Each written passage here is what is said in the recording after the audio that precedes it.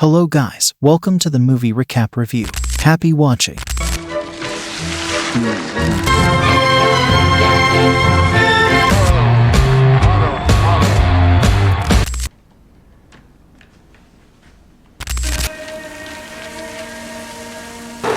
Matt and Kate, a young couple, have just moved into their new home in upstate New York, excited to start their life together. As they settle in, they begin to tackle various renovations and repairs around the house.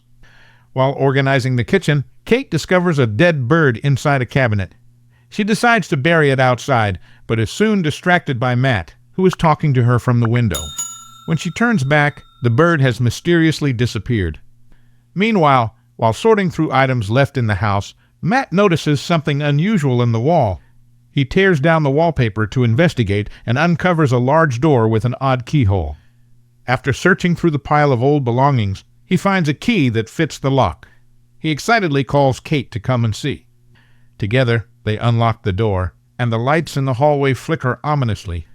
Matt contacts the power company to report the issue, and Kate, sensing something strange, follows him. The next day, a power company technician arrives to inspect the problem. He's astonished to find that the basement wiring is old and tangled in a bizarre manner. When Matt asks if anything can be done, the technician admits he's never seen anything like it before. Before leaving, he mentions that the previous owners of the house, Paul and Madeline Schiefer, were murdered here. Shocked, Matt does some research and finds an old news article about the Schiefers' unsolved murder, with a suspect identified only as John Doe. Intrigued, he tries to sketch John Doe's face in his sketchpad and takes a break in the mysterious room. After finishing a bottle of liquor, Matt wishes for another bottle. To his astonishment, a new bottle appears. Realizing the room can grant wishes, he eagerly shares his discovery with Kate. Kate, initially dismissive, is eventually convinced when Matt shows her a genuine Van Gogh painting he found. Testing the room's power, Kate asks for $1,000, which Matt promptly finds. When she asks for $1 million, they become instant millionaires. Though initially thrilled, Kate becomes unsettled by the room's powers and decides to leave.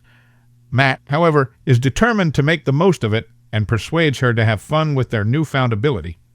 Matt and Kate spend the day indulging in their every desire. With the room granting their wishes, their life transforms into a whirlwind of luxury and excess. Champagne, art, and wealth become just another wish away. They revel in their newfound opulence, their happiness seemingly limitless as they drown in material pleasures. As night falls, Kate grows curious about how the room can fulfill their wishes. Matt dismisses her concerns, urging her not to worry about it. Over the next few days, their life becomes a non-stop celebration of their wealth. Each wish is met with flickering lights and surges of power in the basement. However, the excitement doesn't last forever. The following morning, Kate feels an unexpected emptiness despite the material abundance. Matt, concerned, surprises her with a crib, suggesting they should try for a baby. Kate, still reeling from 2 previous miscarriages, reacts harshly. Upset and hurt, she storms out of the house. Later, Kate returns to the room and makes a spontaneous wish for a child. Matt is infuriated, feeling betrayed that she didn't consult him first. Their argument escalates, with Kate insisting that the room's magic could bypass the pain of miscarriage and childbirth. She believes that without these struggles, they could achieve happiness more easily. Matt, unable to accept this, insists they should wish the baby away. When they return to the room, Kate tearfully refuses to give up the child. She hands the baby to Matt, but he too is unable to make the wish for its disappearance. Struggling with his own conscience, he returns the baby to Kate and walks away. Ultimately, Matt and Kate decide to keep the baby and embrace their new roles as parents. While at his desk, Matt notices his unfinished sketch of John Doe and delves deeper into the case. He discovers that the suspected murderer is alive in a psychiatric hospital. An archived news article reveals that John Doe claimed the room forced him to commit the murders. Driven by curiosity and concern, Matt visits the psychiatric institution, posing as a news reporter to meet John. Upon arrival, a nurse informs Matt that no one has visited John in 45 years except for journalists. Matt meets John, now much older, and begins questioning him about the room and the murders. John greets Matt with a sinister smile and reveals he has been anticipating this meeting. When Matt inquires why he killed the Schaefers, John cryptically states it was the only way. He then warns Matt to leave the house as soon as possible, emphasizing that the only thing more dangerous than a person who can't get what they want is someone who gets everything they desire. With this chilling warning, John advises Matt to escape before it's too late. On his way home, Matt stops at a gas station, only to find that his cash turns to dust. Frantic, he rushes back to the house and throws the remaining money into the room, discovering it turns to dust as well.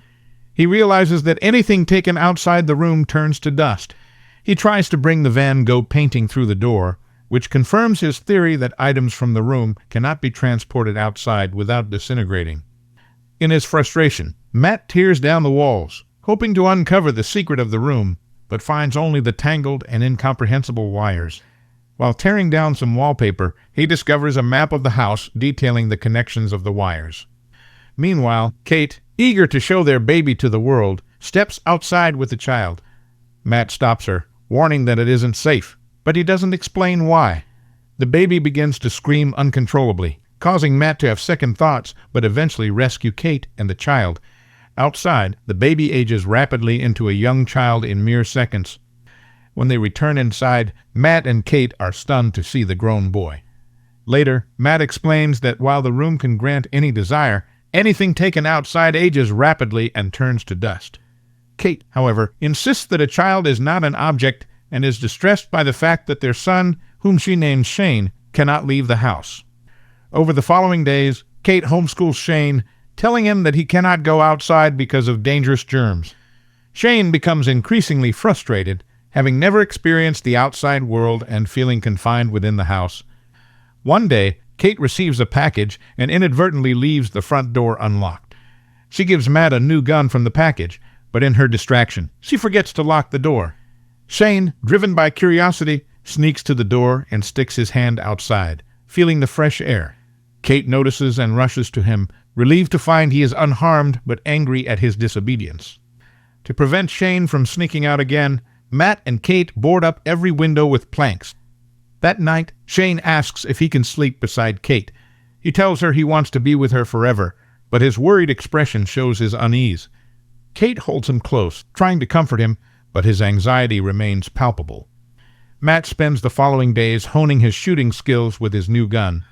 When he returns home, he finds Shane playing with a snow globe in his art studio. Irritated, Matt orders Shane to leave, causing the boy to drop the snow globe. Matt's cold demeanor towards Shane continues, as he struggles to accept him as his son. Later, Kate confronts Matt, accusing him of not being fatherly towards Shane. The argument is heated, with Kate urging Matt to be more supportive and involved. That night, Shane discovers a map leading to the basement and finds the large power source with its tangled wires. He ends up in the room, where he finds that the lights flicker around the house, unnoticed by Matt and Kate. When Matt wakes up, he finds a new snow globe beside him and the old, broken one from a distance. He wakes Kate. Together, they enter the room and are stunned to find that Shane has transformed it into a vast forest, where he is happily building a snowman. Kate is enchanted by the magical world Shane has created and joins him in his play. However, Matt is furious and forcefully tries to bring Shane back inside, leading to a heated argument between Matt and Kate over whether Shane should be allowed to play in the room. During their argument, the phone rings, and Shane answers it despite being told not to. Matt grabs the phone, only to find John on the line. John reveals that the couple wished for a boy, and now faces the ultimate sacrifice, for Shane to be able to go outside. Either Kate must die or Shane must be killed. John explains that he was once a child granted by the room himself. His mother killed his father and then forced him to kill her to gain his freedom. John presents Matt with a grim choice: kill Shane and save Kate, or kill Kate and save Shane. As Matt absorbs the shocking revelation, Kate leaves the house in distress. She tries to crash her car, but cannot bring herself to do so. Matt, now frantic and feeling the weight of the decision, begins to destroy his art studio in frustration. Later, he prepares dinner for Shane, who continues to ask questions, irritating Matt further. Overwhelmed, Matt loses his temper and harshly tells Shane that he is not a real boy and doesn't have parents. In a fit of rage, Matt drags Shane to the front door, but Shane, terrified, escapes back upstairs. In Shane's room, Matt realizes the gravity of his actions and apologizes sincerely. The boy, still hurt, asks Matt to read to him, and they end up falling asleep side by side. When Kate arrives home, her turmoil eases slightly as she sees Matt and Shane together. Later that night, Matt and Kate share an intimate moment, with Shane observing from a distance. Once Matt and Kate fall asleep, Shane seizes the opportunity to steal the key to the front door. The next morning, Matt and Kate discover the front door wide open and realize Shane has ventured outside. They are horrified to find that Shane has aged rapidly overnight, now appearing as a grown man but retaining the mind of a child. Shane, now holding them at gunpoint, is a stark reminder of the room's dark power. When Kate manages to calm Shane down, Matt attacks him, resulting in a fierce struggle. During the fight, Kate loses consciousness. When she awakens, Matt informs her that Shane accidentally died from a gunshot wound. Overwhelmed with grief, Kate cries outside, unable to cope with the loss. Matt comforts her and helps her back inside, where she continues to mourn. Meanwhile, in the room where the fight occurred, Matt regains consciousness and frantically searches for Kate. Noticing the flickering lights, he suspects that Shane, who has shapeshifted into Matt, is with Kate. Kate remains unaware of the true identity of the person in front of her until Shane's habit of eating ice reveals his true nature. Determined to rescue Kate, Matt fights through the wires and debris to reach the room. He discovers that Shane has expanded the outdoor area and created a duplicate of their house within the room. Shane, having taken on Matt's appearance, planned to exploit Kate. Matt races through the forest and reaches the cloned home, where Shane is assaulting Kate. Matt breaks in just in time to confront Shane. Shane, prepared for another fight, lets Kate go, but she faces a heart-wrenching choice between two versions of Matt. After Shane falls down the stairs and reverts to his true form, Matt and Kate find themselves trapped as Shane continues to use his power to keep them inside.